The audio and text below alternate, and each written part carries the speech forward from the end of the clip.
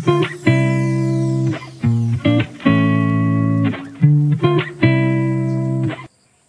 Friend সকলকে মোৰ চেনেলটোলৈ স্বাগতম জনাইছো।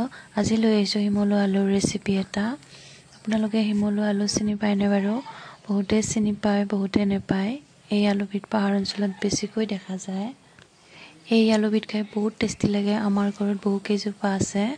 ঘৰত খাবৰ বাবে মায়ে ৰুই থৈ দিছে। খেতি হিচাপে নকৰে, এনেই ঘৰতে খাবৰ বাবে কেইজোপামান ৰুৱে আৰু।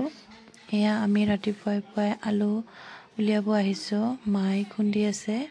মাটিৰ তলে দীঘল হৈ যায়, সেইবাবে এনেদৰে খুন্দিব লাগে।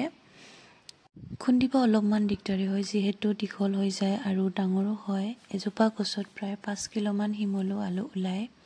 বহুত ডাঙৰ হয়। এয়া আমাৰ ইমান ডাঙৰ হৈছে, বেছি ডাঙৰ হোৱা নাই আৰু ডাঙৰ হ'ব পুহ মাঘ মানলৈ। ঠাণ্ডাৰ দিনত জুহালৰ কাষত বহি হিমলু আলুৰ সৈতে চাহ খোৱাৰ মজাই বেলেগ। আমি সৰুৰে পৰাই খাই আহিছো। আমাৰ প্ৰায় 3 কিলোমান ওলালে আৰু আছে তলত। খুন্দি নাথাকিলেও আৰু ৰাতিপুৱাৰ সময় যিহেতু অলপমান দৌৰা-দৌৰি হয় চাহ খাবৰ বাবে, সেয়েহে খৰধৰকৈ এইখিনি আমি খুন্দি লৈ আহিলো। ইমানটো ডাঙৰ হৈছে। এতিয়া ভালদৰে এইখিনি ধুই ল'ম, বহুত বোকা আছে যিহেতু। এয়া ভালদৰে ধুই ল'লো। এতিয়া বাকলিবোৰ গুচাই ল'ব লাগিব। হিমলু আলুৰ বাকলি গুচোৱাৰ এটা কিটিপ আছে। বাকলিটোত এটা লেয়াৰ আছে। সেই লেয়াৰটোত চুৰিৰে এনেদৰে চিন এটা কৰি এৰাই দিব লাগে। বাকলিটো ধুনীয়াকৈ এৰি আহে।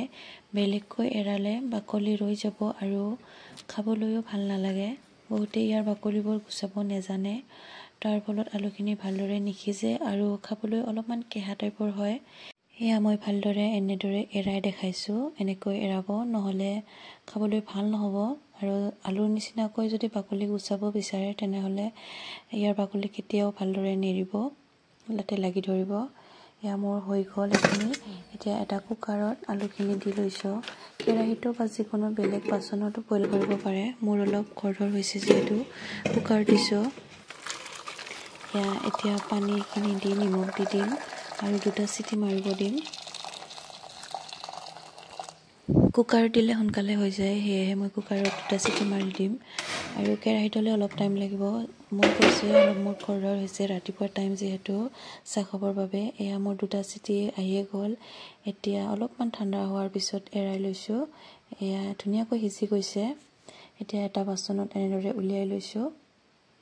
এয়া চাওকচোন, ধুনীয়াকৈ সিজি গৈছে, বহুত গৰম হৈ আছে।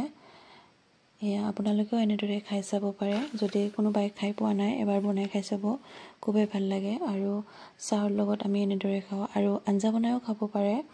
আঞ্জা খায়ো বহুত ভাল লাগে। ইয়াৰ হিমলু আলু আঞ্জাৰ ৰেচিপিটো মই পিছত দি দিম বাৰু। আজি ৰেচিপিটো চাই কেনেকুৱা পালে জনাব আৰু ভাল লাগিলে লাইক, শ্বেয়াৰ আৰু কমেণ্ট এটা কৰি দিব। আজিলৈ ইমানেই আছিলে। আকৌ লগ পাম নতুন এটা ৰেচিপিৰ সৈতে। সকলোকে বহুত